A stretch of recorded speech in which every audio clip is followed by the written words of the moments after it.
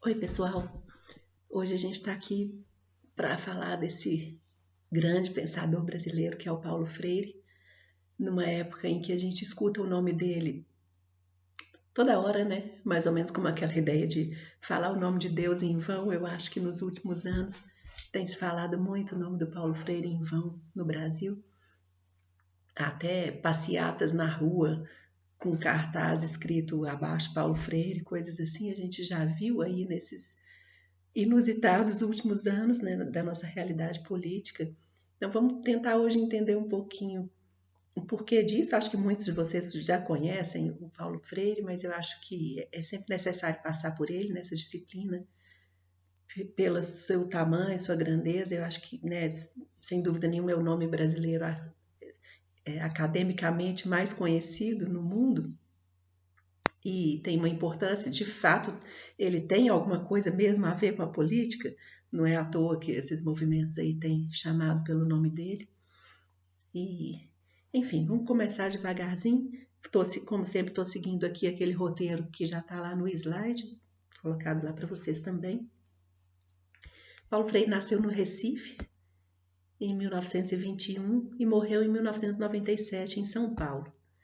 Quer dizer, é mais um personagem aí que a gente importante do século XX, né? A gente tem grandes nomes, tanto no Brasil, no mundo, que viveram durante praticamente todo o século XX e deixaram aí um legado que acho que continua muito importante e de alguma maneira muito atual para a gente, porque são ideias ainda não plenamente compreendidas, aí, principalmente no mundo da educação, que é o universo que poderia, que tem a chance de tornar concreta, né, alguma uma consequência das ideias do Freire. Acho que isso ainda está por ser feito. Bom, ele é considerado o patrono da educação brasileira. Vocês sabem que isso está em risco também, né? Que o atual governo parece que existe já um projeto de lei, um decreto, sei lá, uma tentativa de retirar esse título e colocar, né, dar o título a outro personagem, mas parece que ainda não, isso não foi alterado. E a gente espera que não seja, né? Que o governo acabe antes de conseguir fazer essa alteração. Então, ele leva esse título pela importância dele, tanto, né, no universo da educação quanto do pensamento também, da filosofia. Eu coloquei para vocês né, esse dado, dois dados que dizem da sua importância acadêmica também. Primeiro, que ele é o brasileiro mais homenageado da história.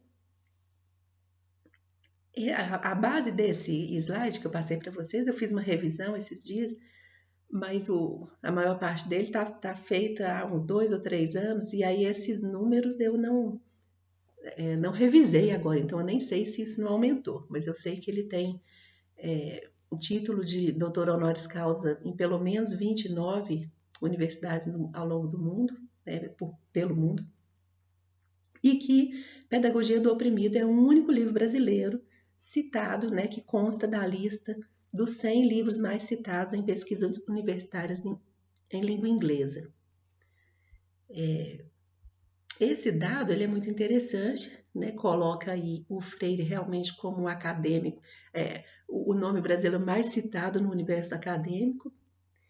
E esse é um ranking que existe na língua inglesa, não sei se a gente tem alguma coisa parecida no Brasil, mas se tivesse, talvez a gente visse um panorama diferente, porque Paulo Freire tem sido mais reconhecido fora do Brasil do que aqui, apesar de toda essa. Ai, nem sei que palavra usar para isso, que nome dá isso, é isso que se faz em torno do nome dele atualmente, mas você tem aí uma acusação permanente de que a educação brasileira está deficitária, como está por causa das ideias do Paulo Freire, como se a gente tivesse de fato adotado plenamente, né, no nosso sistema público as suas ideias durante os governos do PT. Essa é a acusação, né, que o atual governo faz. Mas isso não aconteceu, a gente sabe disso, pode ter tido uma inspiração aqui e ali, algumas prefeituras se alinhando um pouco mais. Em Belo Horizonte, eu acho que teve um pouco esse movimento nos anos aí 2000, mas isso tudo é muito pequeno, a gente esteve sempre muito longe de realmente ter adotado o que ele preconiza na educação brasileira. Então, não se justifica essa reação hoje tão violenta, né, porque nós não instituímos uma educação freiriana nas escolas públicas brasileiras. E ele nem tem sido assim tão reconhecido no Brasil como deveria ser, como eu acho que ainda vai ser. Exatamente por causa desse tamanho todo que ele tem e por causa dessas implicações políticas que fazem com que ele seja aí citado a todo momento atualmente, eu acho que vale a pena a gente falar um pouquinho da biografia dele. Não costumo pensar que isso é importante, não, mas no caso do Freire acho que é. Então, só para a gente perceber como que de fato ele teve sempre com um pé na educação e outro pé na política. O modelo de educação que ele propõe é também um modelo de intervenção, ou de organização política, acho que é melhor dizer assim. E por trás disso tudo tem uma visão, né, uma percepção das relações sociais e do ser humano. Por isso eu acho que são ideias também filosóficas e também pertinentes da gente estudar no contexto da filosofia. Então ele ali, nos anos 60, né, início dos anos 60, participou do governo Jango. Por isso teve sempre mesmo esse envolvimento com a política. Quando participou do governo Jango, foi o momento em que se tentou mesmo, né, colocar as suas ideias, as suas práticas de uma forma mais massiva, né, dentro do contexto educacional brasileiro. Então, o governo Jango realmente abriu, né, toda a sua política educacional para as ideias do Freire que estavam ali sendo construídas ainda. Ele não tinha escrito nesse tempo as suas grandes obras, não tinha ainda organizado o seu pensamento, mas as sementes desse pensamento estavam todas já ali vivas, e foi o que ele começou a fazer com organizações populares e inícios, né, assim, de práticas pedagógicas mesmo bastante revolucionárias para a época e ainda hoje para nós. Obviamente, logo depois do golpe de 64, que derruba o governo Jango, ele foi preso e exilado também. E aí, desde então, esteve identificado, né, com essas políticas. A gente nem pode chamar de esquerda tão plenamente, né? O governo Jango não era um governo comunista, era só um governo que olhava um pouco para a sua população e pensava em fazer algumas reformas que melhorassem a condição de vida, né, nesse país nosso tão desigual e tudo mais. Mas, para os adversários, isso sempre foi associado ao comunismo, que representa aí um perigo que a gente nem entende bem o tamanho e tudo que se coloca nessa palavra por quem está do lado adversário. Então, desde então, Freire esteve colocado desse lado, né, daqueles que são vistos como os comunistas por quem é o adversário. Enfim, vocês conhecem bem essa dinâmica aí na política brasileira. Sendo exilado, foi para o Chile no primeiro momento, e de lá ele escreve A Pedagogia do Oprimido, que é o livro que faz com que ele seja reconhecido aí mundialmente. Só que o Chile também sofre um golpe militar, então ele vai para os Estados Unidos, ele vive aí, já nem sei mais dizer os tempos, mas vive um tempo nos Estados Unidos, também na Europa e na África. Volta ao Brasil em 80, um ano depois da anistia, e logo, né, por essa época, no início dos anos 80, Luísa Erundina foi eleita prefeita de São Paulo e ele trabalhou com ela lá. Essa foi sua última inserção direta aí no mundo da política. Foi secretário de Educação de São Paulo e ali também então tentou levar, né, as suas práticas para o universo aí da educação pública brasileira. Agora vamos entender um pouco as ideias para a gente perceber claramente como que realmente educação e política, né, são inseparáveis, né, no modo de compreensão antropológica do Paulo Freire. É o modo como ele entende o ser humano e a nossa capacidade de reflexão e pensamento que vai implicar nessa quase que colagem mesmo do mundo da educação e do mundo da política. Não dá para a gente pensar numa educação neutra a partir das ideias do Freire. Então, Pedagogia do Oprimido é escrito no Chile, publicado pela primeira vez em 1970, e nem sei dizer quantas edições ele já teve. Esse PDF que eu coloquei para vocês é o que eu consegui encontrar. Eu até não sei se alguém percebeu que eu mudei. Tinha um outro que era ainda mais fraquinho, mas esse que está lá na nossa página também não me parece...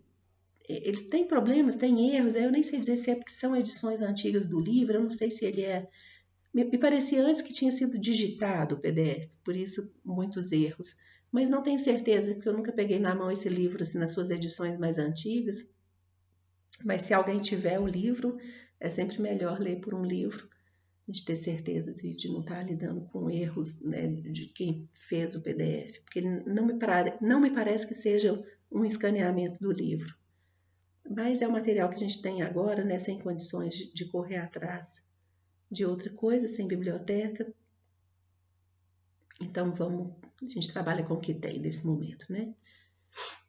Eu quero ler para vocês a dedicatória do livro, né, que está lá nas suas primeiras páginas e que nessa dedicatória está já contido realmente o que é a intenção do Paulo Freire, o que ele pretende, né? Para quem ele está falando, em nome de quem ele está falando.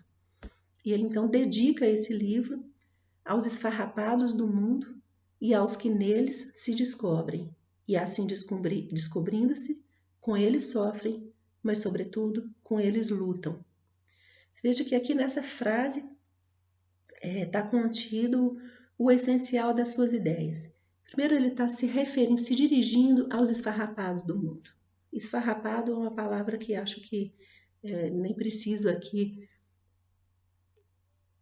traduzi-la, né? Ou extrair dela o que ela contém. Acho que está claríssimo, ele está dizendo de todos aqueles que são relegados, né, a um segundo plano no movimento aí, na construção dessa nossa cultura, dessas nossas sociedades ocidentais. Mas não só a eles, também aos que neles se descobrem. Veja, não ser um esfarrapado, mas no esfarrapado se descobrir, esse é o movimento humano pretendido pelo Paulo Freire. Que eu possa me descobrir, perceber que a minha humanidade e a humanidade daquele outro estão conectadas, né? Lá naquele que dorme no frio, quando eu durmo quente na minha cama, eu estou também. Porque a humanidade está lá e a humanidade é a mesma para todos nós. E aí ele, né, prossegue, e assim descobrindo-se, com eles sofrem, mas sobretudo com eles lutam. Então ele não está apontando só uma realidade do sofrimento, mas apontando também a abertura da possibilidade que se coloca aí, que é a possibilidade da luta. A luta é um instrumento para que se mude essa situação, para que a nossa humanidade não se esfarrape mais, né? Para que a humanidade não precise mais se reconhecer nesses locais, né, nesses lugares do sofrimento, nesse nível, né, do sofrimento possível de ser alterado. Que a gente pode responder muito rápido, não, mas sofre-se mesmo, a vida humana é marcada pelo sofrimento. Sim, claro, a gente sabe que não pode eliminar absolutamente o sofrimento da realidade vivida, mas onde nós pudermos lutar para que esse sofrimento seja mitigado, é aí que se coloca a luta e a necessidade e a possibilidade, né, de gerar alterações. Então, o que eu quero chamar a atenção é que essa proposta, a intenção, o que ele quer fazer, fica muito claro aí desde o início. Quando ele vai, o título do livro, né, A Pedagogia do Oprimido, aponta também nessa direção. O que se pretende é falar diretamente e trazer a voz daquele que é o oprimido. O oprimido Esfarrapado, a gente está falando mais ou menos, né, das mesmas pessoas. Talvez esfarrapado seja uma palavra mais intensa, né? Oprimido abarca muito mais seres humanos do que o adjetivo esfarrapado, mas de qualquer maneira ele está se referindo, se dirigindo ao pequeno, né? Bom, entrando no início do livro, eu acho importante também a gente parar, que foi em outro momento que eu fiz outra citação, essa aqui é até maior, mas eu acho importante porque a gente tende muito a querer encerrar diálogos, às vezes, com a acusação de radicalismo, né, uns aos outros. E o Freire, ele vai se colocar sempre como um radical. Ele fala assim, ele é um radical porque ele quer levar suas ideias às suas últimas consequências. E aí ele faz como que uma parada assim para dizer assim, não, olha, vamos entender o que seria radicalização, né? Então, não radicalismo, mas radicalidade, isso que é importante isso é importante para que se mostre a coerência de um pensamento, que é a sua transformação em ação também no mundo. E ele contrapõe a radicalização, então, ao sectarismo. Sectarismo seria, assim, alguma coisa a ser ultrapassada, alguma coisa que é paralisante, tanto no pensamento quanto na ação. Ele vai dizer que a sectarização é sempre castradora, porque nutrida, né, por um fanatismo. O fanatismo diz respeito sempre de um apego a uma ideia sem se deixar tocar pelo diálogo, pela racionalidade, pela ideia que vem do outro. Então, o fanatismo é cego, ele caminha sempre em linha reta, ele não abre mão daquilo que preconiza, sem se abrir ao diálogo, sem se deixar tocar pelas ideias contrárias ou ideias que venham a acrescentar alguma coisa. Aí vai dizer, a radicalização não, a radicalização é o contrário disso, porque ela é criadora e ela é crítica, e é isso que a nutre. Ser crítica quer dizer ser aberto também à crítica do outro. Então, a possibilidade do diálogo, do encontro com o diferente, está viva aqui, né, no que ele está chamando de radicalização. Então, por isso a sectarização seria mítica, alienante, porque fechada, porque já acabada, pronta. A radicalização, por outro lado, é crítica e, por isso, libertadora. Aqui já aparece, então, esse grande contraponto entre a ideia de alienação de um lado e libertação por outro. Alienação é o modo que mantém as pessoas na condição em que estão, sem percepção, sem consciência crítica dessa condição. Libertação é aquilo que, porque nutrido pela crítica, pela conscientização da própria condição, pode fazer com que a situação se transforme. Então, ele vai dizer, a radicalização é libertadora porque implica no enraizamento que os homens fazem na opção que fizeram. Já a palavra enraizamento, ela é muito bonita, para dizer assim, o radical, não é que ele está ali cegamente colado na sua ideia, não. É porque essa ideia é enraizada no seu ser mesmo, né? Na sua pessoa, no seu pensamento, um pensamento que é crítico, que está aberto ao estudo, que está sempre em crescimento. Então, é um enraizamento que as pessoas fazem na opção que fizeram, na escolha, né? Na opção ideológica mesmo, na opção que fazem na sua compreensão do mundo. E esse enraizamento faz com que eles se engajem cada vez mais nesse esforço de transformação.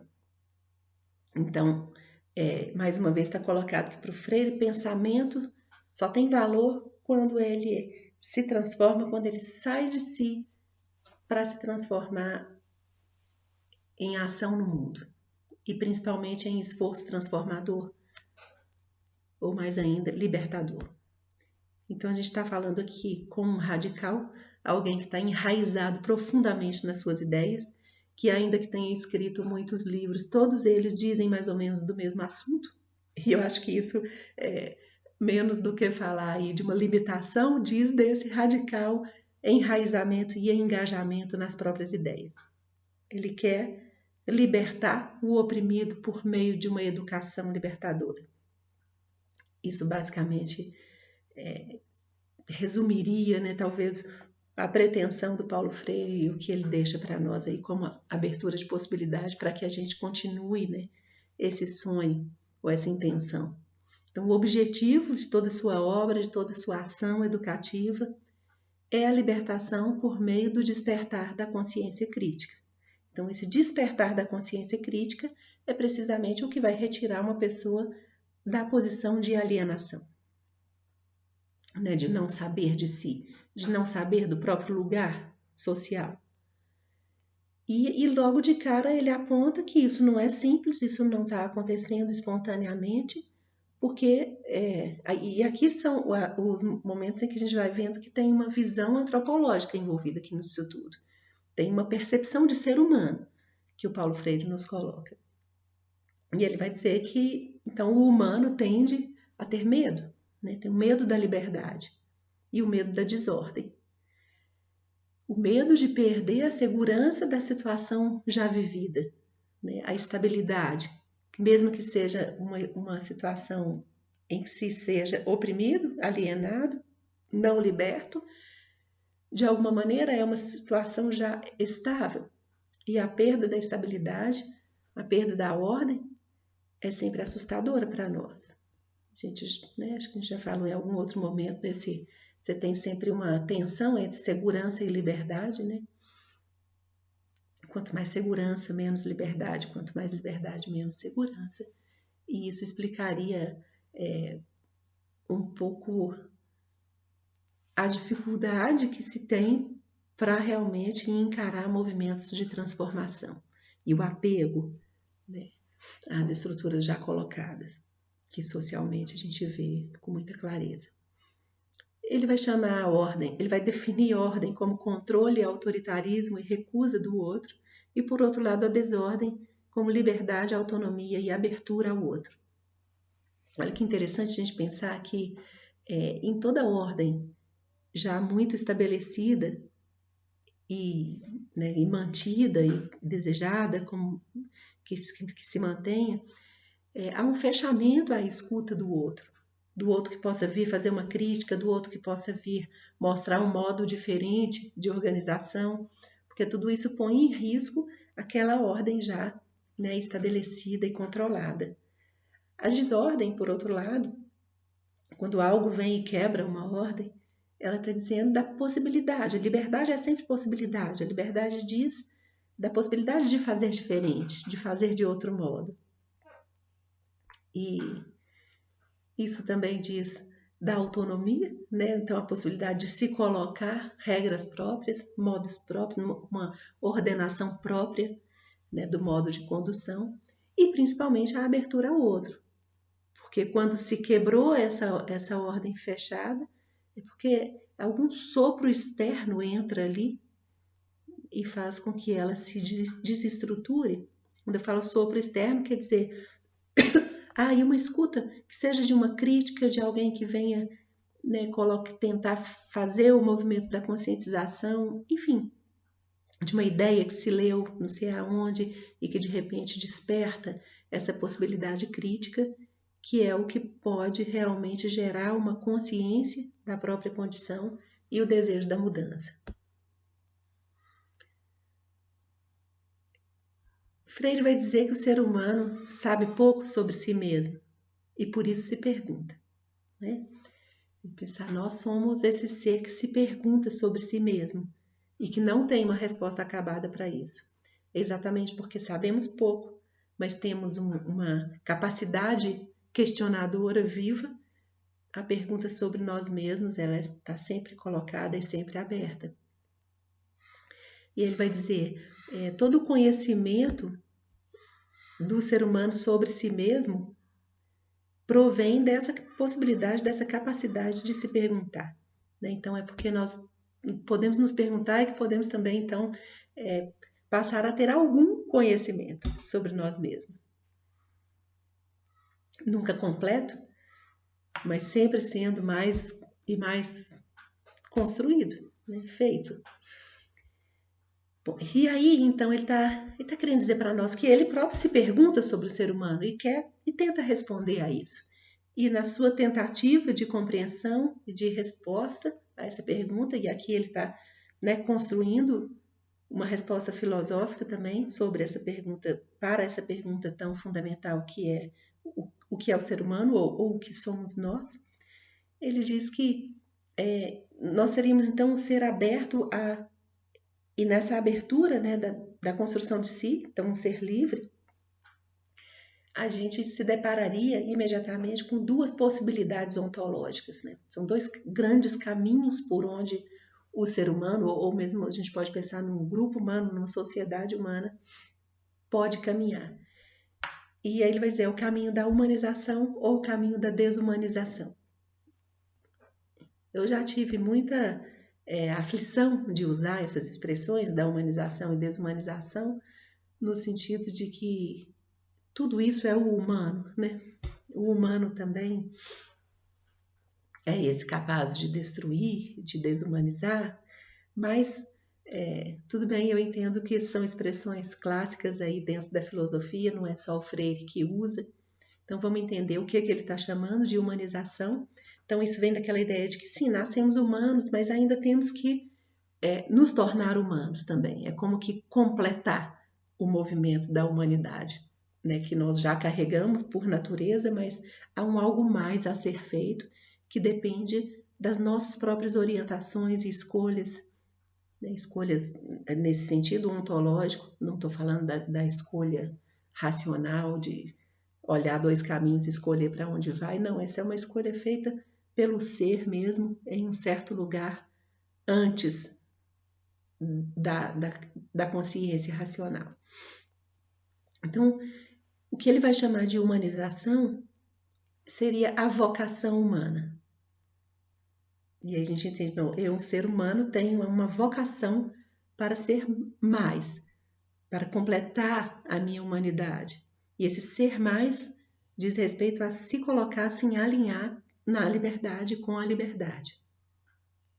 Então, o processo da humanização é o processo de estar nesse caminho, né, direcionado ao ser mais, ao incremento sempre crescente de liberdade e também de justiça. Então, na liberdade e na justiça se vai construindo o que é plenamente um ser humano humanizado. E estar atento, né, e saber perceber onde é que houve desumanização.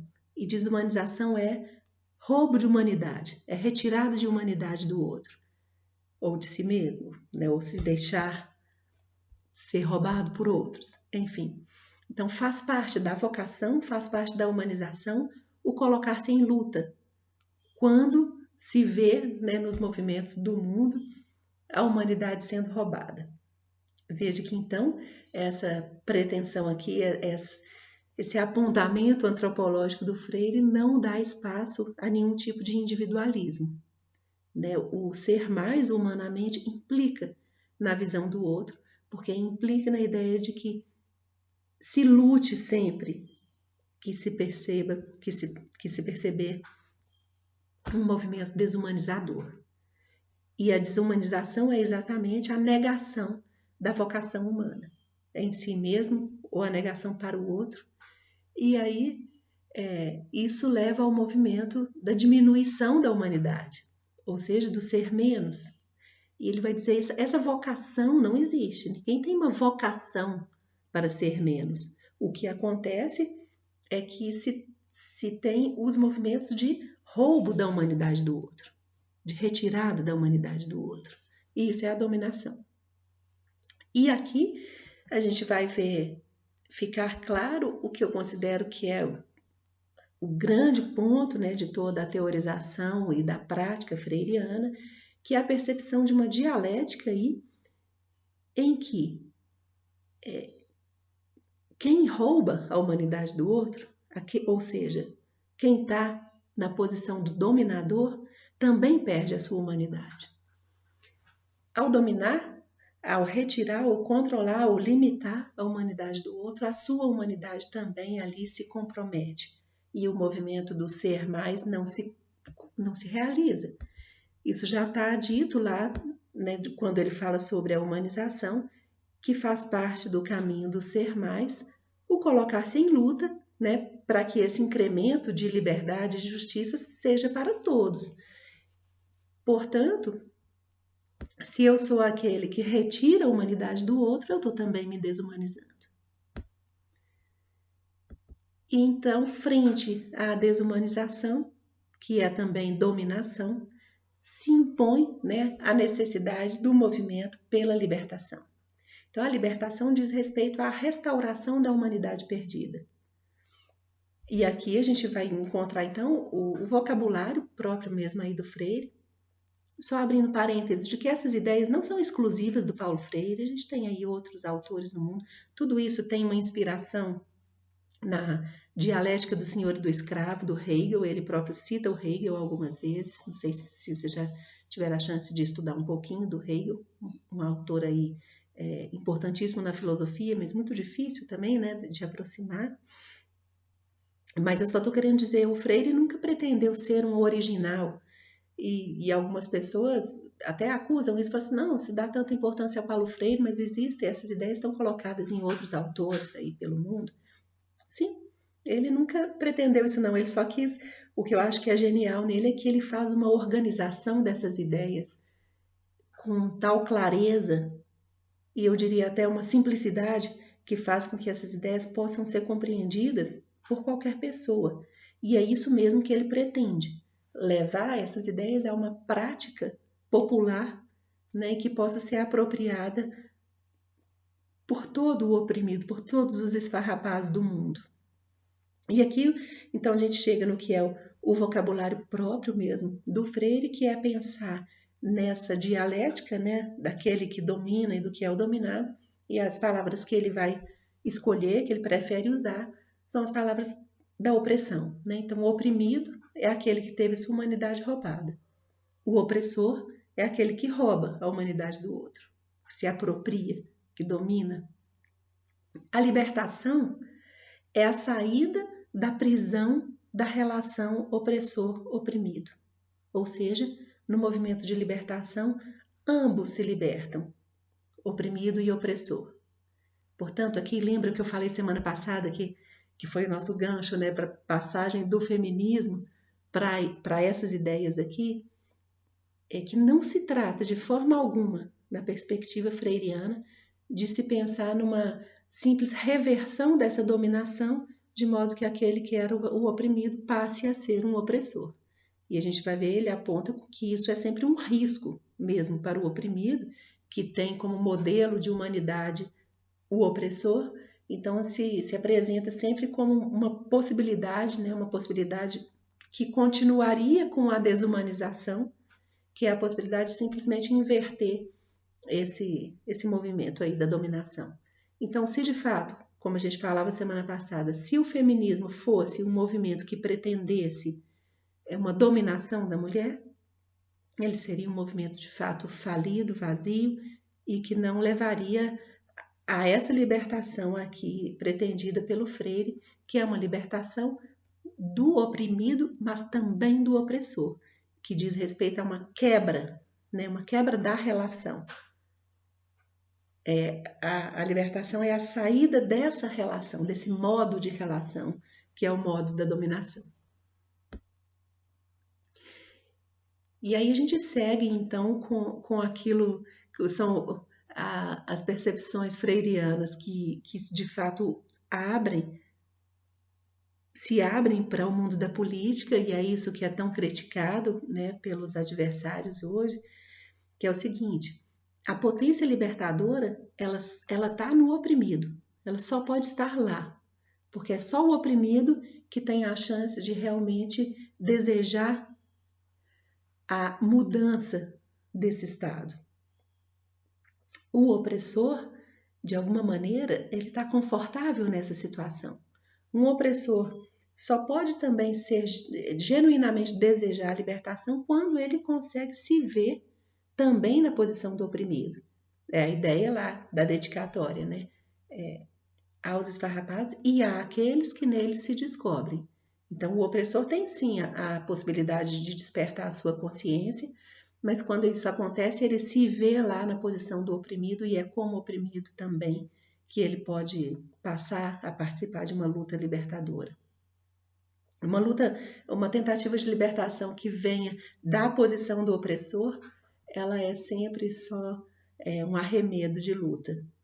A gente já viu esse movimento no Brasil muitas vezes, aquilo que a gente chamou de conciliação, né, pegando um pouco as ideias do Margutti, de a gente ver movimentos na política brasileira que parecem ser de transformação, mas quando você vê de fato, nunca são uma real transformação, porque eles estão sempre iniciados e conduzidos pelos que estão na posição da opressão. E esse movimento, né, essa potência libertadora, só pode ser de fato colocada em ação quando houver o despertar da consciência da sua própria condição lá no oprimido, né? E aqui vem um problema que é a questão da liderança, né? Como que ele vai deixar sempre muito claro, não é um líder que pode chegar lá e conduzir essa massa oprimida, não é preciso o líder o único líder possível de se pensar aqui nesse movimento das ideias do Paulo Freire é o líder que ajude a despertar a tal consciência crítica. Por isso o lugar da educação. Tá? Então é uma política, o movimento político para o Freire é impossível de ser pensado sem uma faceta educativa, pedagógica. Então, por isso que aconteceu nos anos 60 no Brasil com muita força ali no governo Jango e que depois, né, foi tentado ainda durante os governos militares, mas foi sendo rechaçado, né, pela repressão, que era, não sei se vocês já ouviram falar da Ação Popular. A Ação Popular foi um movimento muito grande que pretendia isso, era a criação de pequenos grupos em toda parte, espalhado pelo Brasil todo, e fazendo esses movimentos de conscientização. Muitas vezes através de grupo da alfabetização. Aí a gente entra, eu não vou tratar disso nessa aula hoje, a gente, né, precisaria de muito mais tempo, mas o Freire fez um movimento muito grande de alfabetização de adultos no Brasil, e esse processo se dava conjuntamente, né, a descoberta, a construção da capacidade de ler e escrever aparecia junto como permanente diálogo em que se pretendia também o despertar da consciência da própria condição. Por isso ele é tão perigoso, o Paulo Freire, ou as suas ideias. Porque se a gente pensar em toda a população brasileira de fato consciente da sua própria condição e da sua potência de luta e de ação, a partir disso a gente pode imaginar um outro país, né? uma outra face para essa nação. Ele acrescenta que uma generosidade que possa aparecer no opressor não é nunca transformadora, porque o opressor precisa do oprimido. Para ele se manter no seu lugar, ele vai precisar sempre daquele outro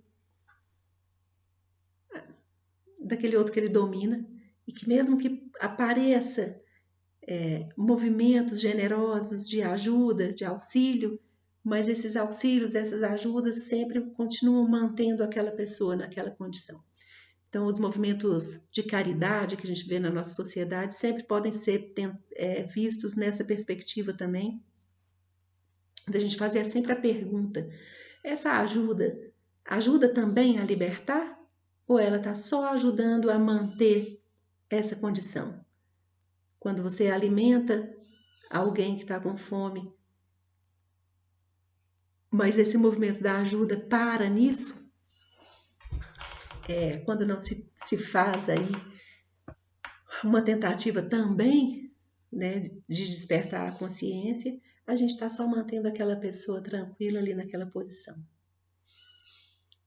E por fim ele vai completar em relação à libertação que o amor liberta, o amor é libertador, o amor pretende que o outro cresça, né, em si mesmo e se liberte de toda condição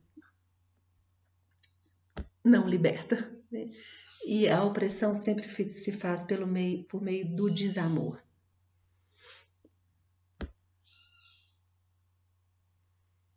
Bom,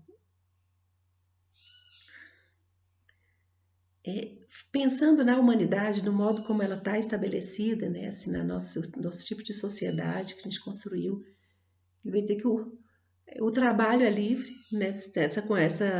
O acesso ao trabalho se coloca para todo mundo, mas é, para que o trabalho seja verdadeiramente livre, né, no sentido de estar ali escolhido e implicado por uma pessoa que tenha a possibilidade, né, de fazer esses movimentos da liberdade que caminham no sentido do ser mais, é preciso a desalienação. E a desalienação, então, é outra palavra para o despertar da consciência crítica. Para assim, né, desse modo, é o ser humano consciente que pode, de fato, verdadeiramente fazer do trabalho uma ação livre no mundo. E o que se pretende aí é que homens e mulheres se vejam e se percebam como pessoas, como seres que vivem para si, que fazem escolhas no sentido do incremento da sua humanidade e da humanidade do outro. E aqui, então, só um pouco de cuidado com essas expressões, eu disse assim, né, extraindo mesmo do texto do Freire, que é preciso romper o ser para o outro. Então, ser para o outro, aqui no sentido do ser que vive em função, né, de objetivos que são do outro. Isso é o ser alienado. Não quer dizer que a gente devesse deixar de ouvir o outro, de perceber o outro. Acho que está claro que não é isso, né? Que a humanidade, ao lutar pela minha humanidade, está implicada uma luta pela humanidade de todos também. Para que todos, para que cada um possa viver para si, no sentido, né, de ter a possibilidade de realmente fazer o exercício da sua liberdade e das suas próprias escolhas. Então, a pedagogia do oprimido, aqui a gente entra mais especificamente nessa ideia do que seria uma pedagogia, ela é feita, ela é construída, ela é forjada com o oprimido. Tá? É junto com o oprimido. Então, aquilo que eu dizia antes, o único líder possível é a figura de um professor, né? O professor ou um educador, aquele que vai trabalhar junto dos grupos e junto com o oprimido vai experienciar ou vivenciar com ele essa possível descoberta da própria consciência ou da própria condição. E aqui de cara a gente vem o primeiro problema, a primeira coisa a ser enfrentada, que eu já toquei um pouco, que é o fato de que o oprimido hospeda em si mesmo o opressor. Isso quer dizer que está interiorizado, está internalizado ali essa figura do opressor. E então o primeiro passo da libertação é a consciência disso, é perceber que cada oprimido tem dentro de si um modelo de ser humano que é idêntico ao do opressor. E por isso o risco de, ao iniciar um processo de libertação, ele simplesmente passar para o outro lado. Tem aquele exemplo clássico, né, de pensar na figura do capataz, no tempo aí da escravidão negra no Brasil, daquele negro, daquele escravo que era, de alguma maneira, levado para o outro lado, né, passa a trabalhar diretamente com o dono dos escravos, e ele passa a ser esse intermediário entre o grupo dos escravos e os senhores, né, os senhores de escravos, e muitas vezes o capataz era uma figura muito cruel. Exatamente porque ao sair daquela condição da opressão, passa a exercer violentamente o lugar do opressor. Então, esse é um risco, e isso precisa ser claramente percebido, e a gente só rompe com o perigo de cair nesse lugar ao perceber isso, que aquele opressor está vivendo aqui em mim como um modelo. Isso nas relações de gênero a gente vê muito, né? A percepção da mulher do homem como um modelo de ser humano, do homem como o ser maior mesmo, privilegiado, enfim. Então esse é um risco, né? O risco a ser superado é a tendência de se tornar um novo opressor, e o medo a ser superado é o medo da liberdade, aquele que a gente já tinha apontado lá no início. O modo como essa pedagogia vai operar, nesse primeiro, a gente leu só o início, né, do livro, Pedagogia do Oprimido, é o que a gente dá conta de falar numa aula, e ó, que esse vídeo já está ficando muito grande, né, maior do que eu pretendia, mas acho que vale a pena a gente ainda passar aqui por mais algumas ideias, que a instrumentação, o que ele pretende fazer em termos práticos, é a ideia de dizer a própria palavra, de levar o oprimido a dizer a sua própria palavra. Falando de outro modo, a gente pode dizer permitir o lugar de fala. Essa é uma expressão contemporânea, né, anacrônica em relação aos textos do Freire, mas acho que a gente consegue entender bem isso. Ou dar voz àquele que nunca teve voz. Permitir que ele ocupe humanamente o lugar social de ser um ser humano, que é um ser de linguagem, que, portanto, tem a sua possibilidade expressiva. Concretamente, isso quer dizer um processo de alfabetização de adultos que se iniciava a partir de palavras escolhidas por cada grupo. E as palavras vão ser aquelas que têm a ver com a sua realidade vivida. Então, é assim que essas ideias se tornam prática mesmo, prática concreta, prática realizada. Tudo isso é um movimento difícil, duro, ele chama de parto, né? O que vai nascer é um outro ser humano que viva estabelecendo outro tipo de relação uns com os outros. Nós ainda não vivemos isso. No Brasil, com certeza não saberia dizer para você se em algum lugar do mundo vive-se. A gente pode se perguntar, né, como vivem índios brasileiros, já que a gente veio desse processo, né, de pensar nesses outros modos de ser brasileiro também. Será que a gente pode falar em relações estabelecidas de outro modo? Talvez. Bom, consequência de que o início do processo de libertação só pode vir do oprimido, isso implica então que a libertação ela vai vir sempre como fruto de uma luta. Ela nunca poderá ser dada. Ela necessariamente tem que ser conquistada, por tudo que a gente disse até aqui. Agora, a conscientização não leva necessariamente à luta. Exatamente porque a gente já apontou ao medo, né, ao apego à segurança vivida. Então tem essa normatização, esse mundo já estabelecido oferece um apoio, uma segurança. E a perspectiva da autonomia, da implicação responsável por tudo que possa se iniciar no processo de transformação, é perigoso, soa como perigoso. Mas se ele começa a acontecer, se o movimento da libertação começa a acontecer, então a gente já disse, no primeiro momento, há esse movimento de descoberta do opressor em si mesmo. Em seguida, ele vai dizer, é preciso romper com a prescrição. E a prescrição é o ato pelo qual o opressor dita pelo oprimido a sua pauta, ou a sua palavra, né? Então, para que eu consiga dizer a minha palavra, é preciso que eu rompa com o movimento normatizado, estabelecido de dizer a palavra do outro, ou a palavra imposta pelo outro.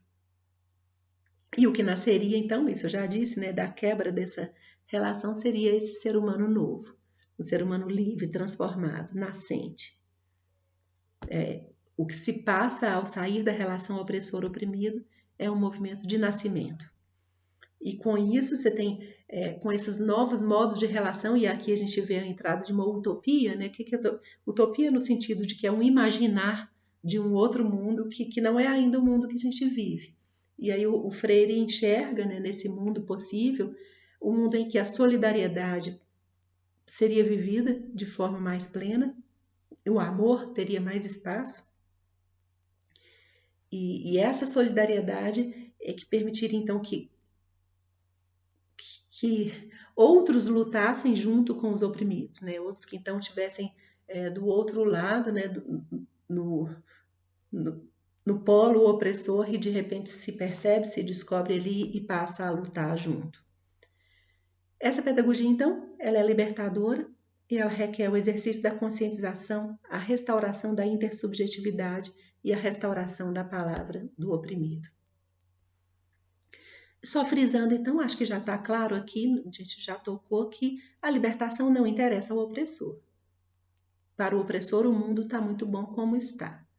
A não ser que ele se descubra no oprimido e descubra também, então, como que essa relação o oprime também.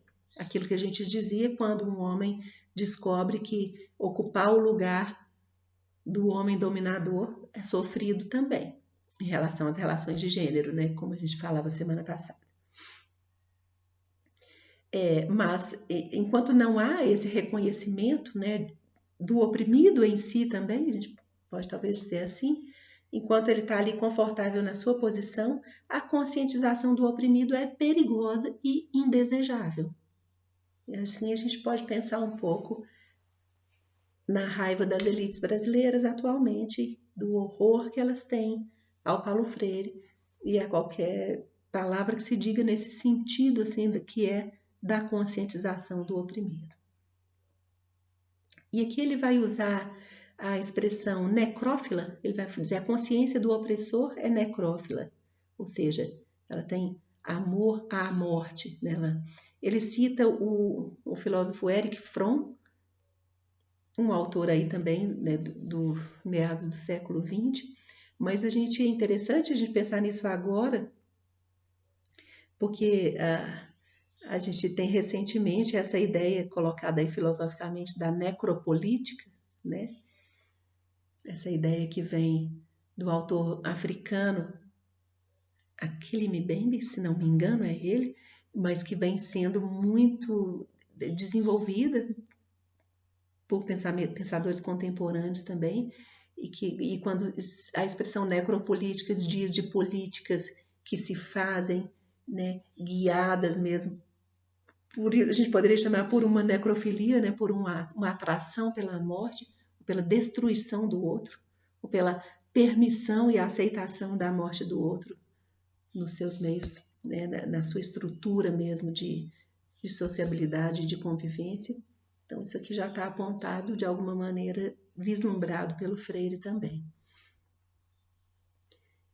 Nessa ideia de um pensamento que se instrumentaliza e se torna ação concreta no mundo, o que está implicado aqui é a necessidade de a construção de uma praxis, né? Praxis como essa palavra que reúne, então, reflexão e ação. Então, a praxis autêntica, ela não pode ser nem ativismo inconsistente e nem discurso vazio. Ou seja, nem subjetivismo, nem objetivismo. O que se pretende é que humanidade e mundo, que o humano se perceba nessa dialética, nessa relação inseparável com o mundo, onde subjetividade e objetividade formam uma unidade indissolúvel. E aí ele vai dizer, objetivismo seria pensar um mundo sem a humanidade, e subjetivismo é pensar a humanidade sem mundo. Vejam que o pensamento que se quer ação, é isso que o Freire quer, e ele justifica isso, eu acho, filosoficamente, numa compreensão de mundo e de ser humano que coloca o mundo e o ser humano como inerentemente conectados.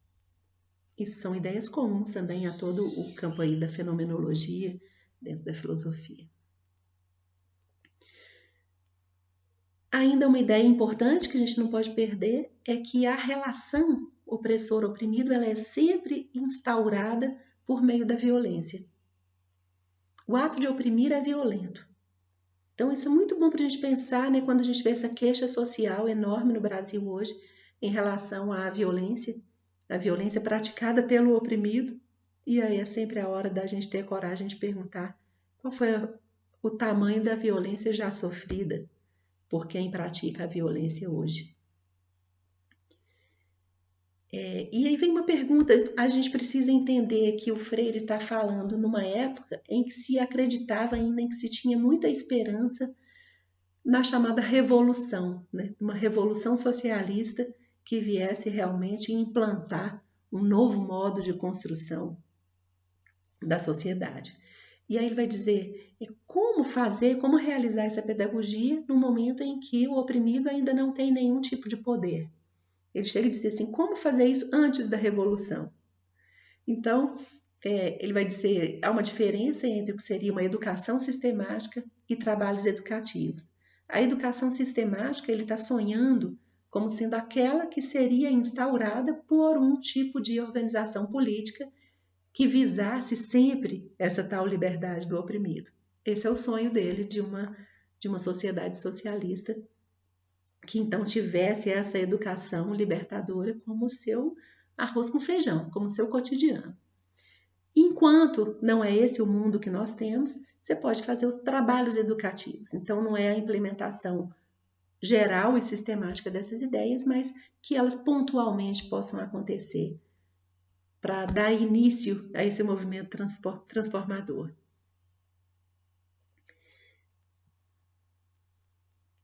Bom, aqui vou um pouquinho mais rápido para a gente ir finalizando, né? Já está longo demais. A ideia do lutar junto com o oprimido, e é muito importante pensar o que se quer transformar é a sociedade, é a estrutura social. Então não cabe pensar em um educador que vá trabalhar junto com um grupo de, sei lá, de camponeses, por exemplo, e pretenda transformar os camponeses. Não, o que você pretende é despertar neles uma consciência e junto com eles trabalhar para uma transformação da realidade. E tudo isso se faz sempre coletivamente. Quer dizer, ninguém liberta ninguém, ninguém se liberta sozinho. Os homens se libertam em comunhão. Por isso a ideia é sempre de formação de grupos. Por isso pensar num trabalho feito dentro de escolas. É preciso ir onde estão grupos. E é preciso construir uma mentalidade que não esteja mais alinhada com a lógica do opressor. Então, ele diz assim, o oprimido é aquele ser humano tornado quase coisa. O que se pretende é o despertar da consciência de que foi tornado quase coisa e então a entrada no movimento transformador e humanizador. Transformado, humanizado, feito plenamente ser humano, a possibilidade, né, colocada da transformação. Uma transformação que é necessariamente política. E aqui eu vou ler mais um trechinho, para a gente realmente agora ir finalizando. Somente com a supressão da situação opressora é possível restaurar o amor que nela estava proibido. Veja, então, a relação de opressão ela é impeditiva para o amor. Se não amo o mundo, se não amo a vida, se não amo os homens, não me é possível o diálogo. Não há, por outro lado, diálogo se não há humildade. A pronúncia do mundo, com que os homens o recriam permanentemente, não pode ser um ato arrogante. Paulo Freire está guiado pelos ideais do amor e do diálogo e da humildade. Então, o que ele pretende é despertar a consciência crítica do oprimido. Isso seria a condição para a revolução e transformação social, por meio da educação e não da propaganda. Ele cita propaganda porque na época dele era muito comum essa palavra propaganda usada em relação a uma propaganda, por exemplo, das ditaduras socialistas que aconteceram, comunistas, isso que hoje, né, rapidamente se associa a comunismo como se comunismo fosse um sinônimo de Estado autoritário. A gente sabe que aí, ao longo do século XX, aconteceram mesmo os Estados autoritários com a ideologia comunista e em que se fazia uma propaganda constante do próprio governo. É isso que ele tá aludindo a isso aqui. Não é disso que a gente precisa. Não é uma propaganda que venha, mais uma vez, dominar as massas, mas é o despertar da consciência de cada um. Bom, e por fim, eu coloco uma questão para a gente pensar, que é, ele pensava tudo isso nesse tempo em que se acreditava ainda na possibilidade da revolução, e tudo é trabalhado e pensado em relação à revolução, e de pensar, para quem, né, tenta pensar ainda a partir da esquerda, imaginando um mundo socialista, a gente vive mesmo o fracasso dessas ideias hoje? Como é que a gente pode pensar as possibilidades transformadoras hoje? Será que essas ideias todas do Paulo Freire ainda têm vigor, né, pedagógico, político e transformador? Eu queria deixar essas perguntas para a gente conversar um pouco mais, então, na quinta-feira. Obrigada, desculpem ter ficado muito longo isso aqui, mas realmente acho que é importante e vale a pena a gente demorar um pouquinho no Freire.